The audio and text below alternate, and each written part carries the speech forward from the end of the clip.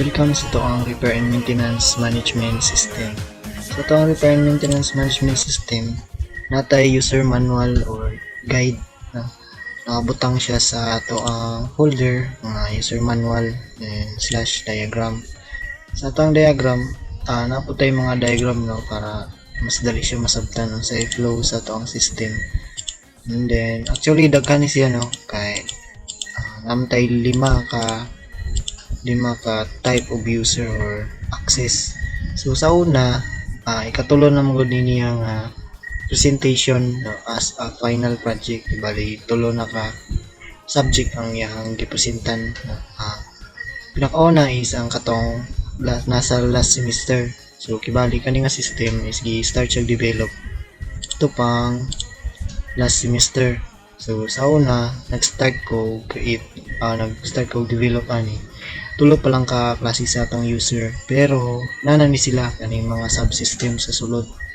And then nasa tayo mga i-apply din ako ang mga PowerPoint diri para mas dali siya masabtan sa flow sa system because kani nga system man siya ang pinakadako nga nabuhat na ko nga system or pinakalapad.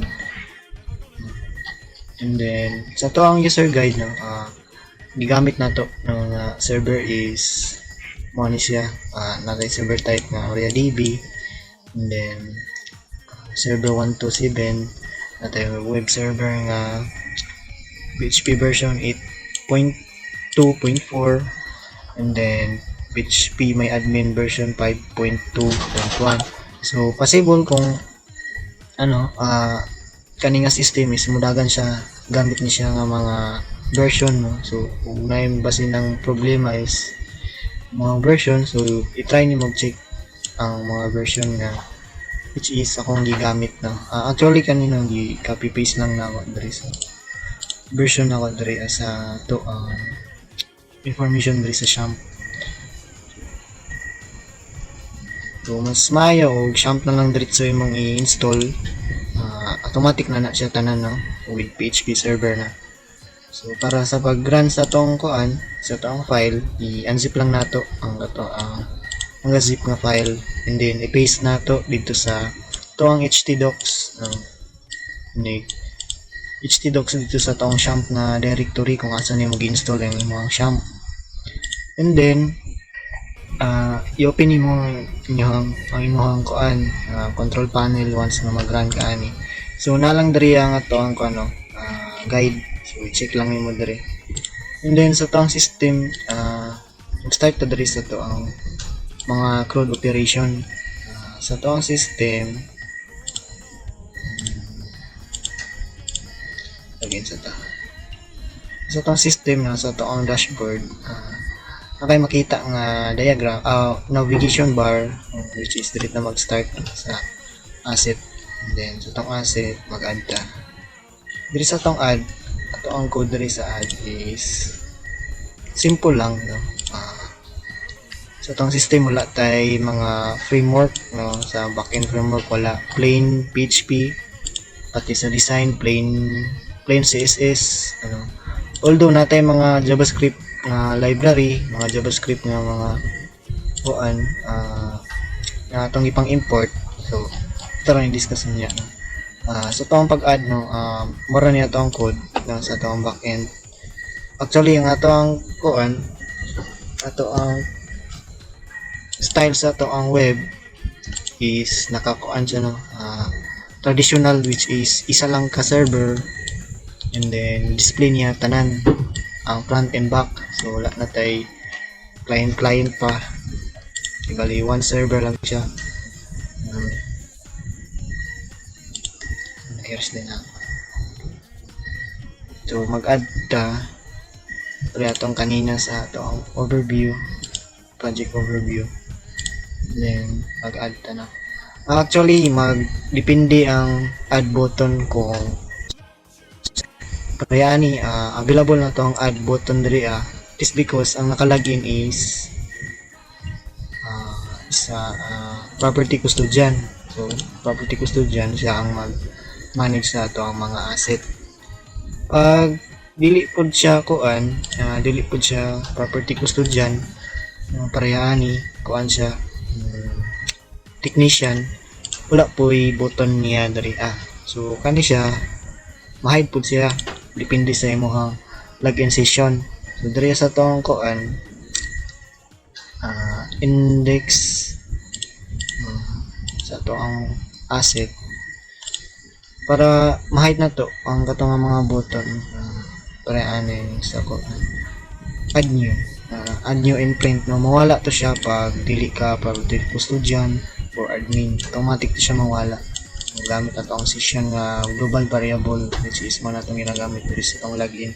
Once nga makalagin ta, kinistore na to itong mga information no, once na successful na itong pag-login, ginistore na to sa itong session variable, global variable para ma-access sa tanan niya pages, and then mo to ato ang basihan para mag-hide ta og mga information o mga buttons no, dili na to dapat i-display sa mga klase sa user. So parehani no, naka-hide ang password and user, unlike diri is naka-display siya dili mo siya mao guys kuan ni kani kay admin man ni siya no,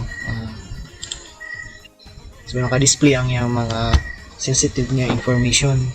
Available lang ni siya sa admin o sa HR. So Andrea, common lang no ang mga CRUD operation. Familiar naman mo siguro kani nga mga code. Kani itong mga pag-select mo, pag-display na to. And then, yun ani atong style sa pag-display because we are nagagamit ta o fetch ASOC which is fetch associate kibali ang katong fetch ASOC store niya to mga na-fetch niya into an array. Mao nang bracket ato ang gamit. Unlike sa uban na pag-fetch like fetch PDO naka-object. Pero kita itong style is naka-array. And then samanta sa add asset tayo delete. So sa atong delete very short lang siya no, gamay lang kaayo. And then ginakuha lang nato ang kaning button diri pag once na mag-delete ka naka-form lang, kasulod din siya sa form. And then post get lang siya method nga get no, pag mag-delete ka. So kasulod siya tuyo sa kuan sa kaning post nga method para ma-avoid na to halimbawa bitaw no kanang mga inani nga tayo may tag delete at PHP delete that PHP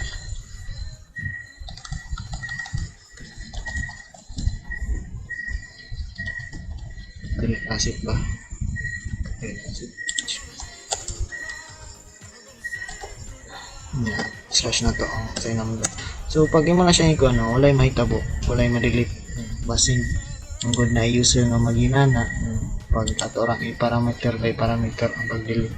So mas okay nga isulod sa form o ato siyang ma-trigger lang siya ang delete once na i-click din siya sa ni user. And then sa tong ko natay QR code generator no, money yang ma-display no, money dapat ang ma-display kung imo siyang i-scan. Pwede ninyo matry og scan. And then ang purpose mong good ani is kibali pwede naman siya ipilit sa mga asset sa mga desktop computer sa school or sa kuan para dali na lang siya ibasahon no, asa siya nabilong sa pangalan niya nga asset, sa nga mga description na niya ayon sa iyang mga specs. And then nasa tayo also no, napod tayo edit. So tanan ani nila tanan subsystem tanan na i-CRUD operation no, and also pwede sad ta mag-print no, gamit nato is si JavaScript man ni siya no, pwede gani nimo siya i-save as PDF pwede sa nimo depende no,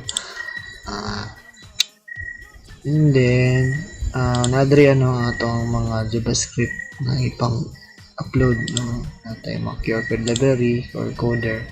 And then nasa tayo mga kato mga images no,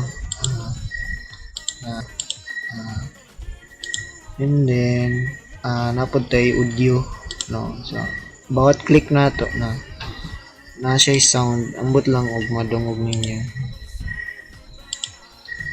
And then dali sa toong system, dagay mga gipadungag na because sa atong mosad niya to ang gipresent sa system assurance ba to, kang Sir Bustillo. Morning daghan siya gipadungag ng mga sorting, no. And then pili po ni siya mo istorya, no. Ambot og madungog ninyo, ginabasa niya ni itong mga suggested request nimo. Ambot og madungog ba, pero nagstorya na ni siya.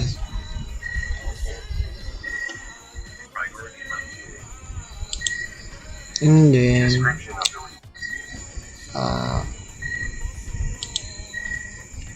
nasa tay gipadungog diri, no, sa kuan diri sa toong user. So sa toong user pwede sad ta mag-report, no, once nga man delay ang work order na wala siya natarong, no, wala na nahuman use of bad behavior. Pwede gyapon mo siya ma-report. Kapag masubmit niyo mo siya, no, kita ra pud na nimo na siya diri ang user. And then natay ko login issue, which is katuning punta kay pag mag-log out, maglisod kag naay mga employee nga dili ka login. So kaya may problem, click lang ka diri. Pwede nyo ibutang mo kung ID.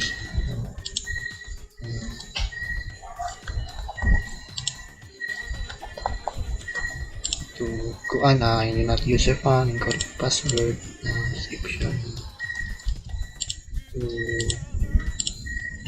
Tapos yan, masave po to siya diri sa tong kuan. Pero makita lang ni siya kung admin ka or HR. So sa uban nga user, dili na siya available. Pareha ni property custodian siya. So dili to siya available. Automatic siya ma-hide. Same diri yan ang ma-hide ang mga sensitive information. Pero na siya add button because kuan man siya, property custodian. Pero pag kuan ka, pareha ni nga account, no, technician, pag mag-add ka diri sa asset, dili ka pwede mag-add og asset. And then sakay na wala na ata, simple code lang. And then kuan din, no, ini mag add request ka, maabot to diri ato asset, hindi mo siyang i-accept, no. Kani bantay mo kanina, no, pag mag work order na ay pag admin kay na ay mo gawas nga kuan kani select technician. Pero pag normal lang ka, technician lang yung account, so di ka ka-select og another technician, so kibali ikaw lang ang technician na mo ayo once na mo click ka ni na imong i-accept ang work request para imong ma-work order, ma-work contract na imong gibali. So pwede ka mag-set kung sa ka mag-start ang trabaho, ani nga problema, kasi estimate nimo paano sa mahuman. Then kung naka-request nga item, pwede po ka magbutang, so magnanan ka. And then pwede nimo siya i-set, no, in progress na ba or pending. So kato siya kani wala na ni siya diri sa work request, automatic na ba siya ma-delete, mabali na siya diri sa work order. So pag imo na po ni siyang ikuan, i-accept na ay finish. Once nga finish na nimo siya, sa itong description okay na. And then functional or not functional, then save name. So na to siya diri sa service history, wala na po to siya diri. And then kani siya, no, information automatic na siya ma-attach dito sa asset kung sa tayo mag-ayo. So kung asset 0 from says to 1 is tanaw na to na dito og na ba dito ang information, ang katong history. Saan ito? CIS. Alam mo.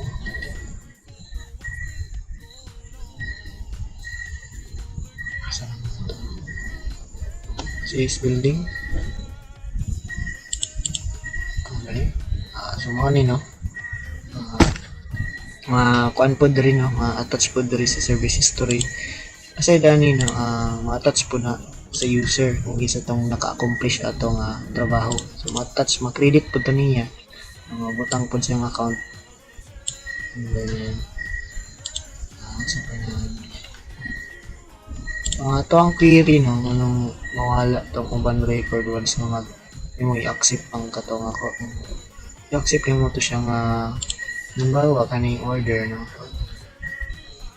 Hindi mo na siyang i-accept as an order ang katong imong request, i-delete niya tong mahuman ni mag-add, i-delete na po niya tong kisa tong information, tong request niya yung mga i-accept. So mo to mawala siya no, mawabali na siya sa work order. So mo lang simple lang, nasa babaw tanan na to backend before nga to ang HTML. So tanan ni siya ng inani ang style tanan.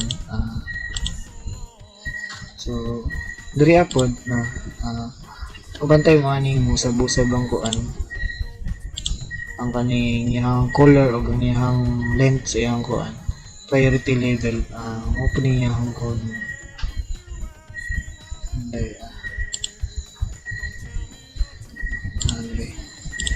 so nato diri so kanina mga if else dagang if else na rin nakabutang. Magdepende siya kung priority level is 4 no, mo red siya. Pag dili po crimson siya. And then ang katong priority level ang yang width is i-times siya no, times to 25, which is 25 pixel times 25 kung 4 times 25 pixel. So kanang usab ang yang length, ang yang width ay o ang yang color. So mao po na rin itong ginagamit. The same dari sa atong user. Kaso di makita dari. Makita siguro ni ka dari. Usab-usab ang color. Then mo lang no.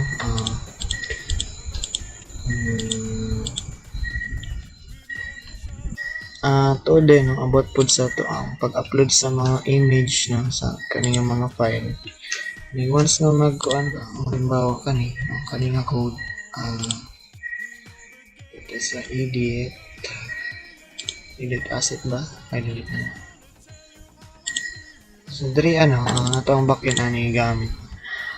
Kani siya, mura ni siya equivalent sa molter kung sa Node.js ka. So ang katotoong folder nga gina-uploadan ginabutangan once na mag-add daw image no, magdepende siya sa ang folder, magdepende siya sa imong ID sa asset. So na-add as nara itong ID dere. So magdepende siya kung dere ang folder kung asa niya ibutang. Manang ato siyang identify kung kinsa atong i-display nga image depende sa iyang ID. Kita niyo dere ang iyang link na mao man ay ma-upload diri sa to ang database asset.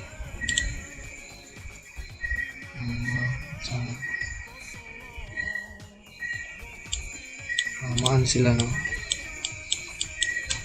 ka-folder sila base silang ID no.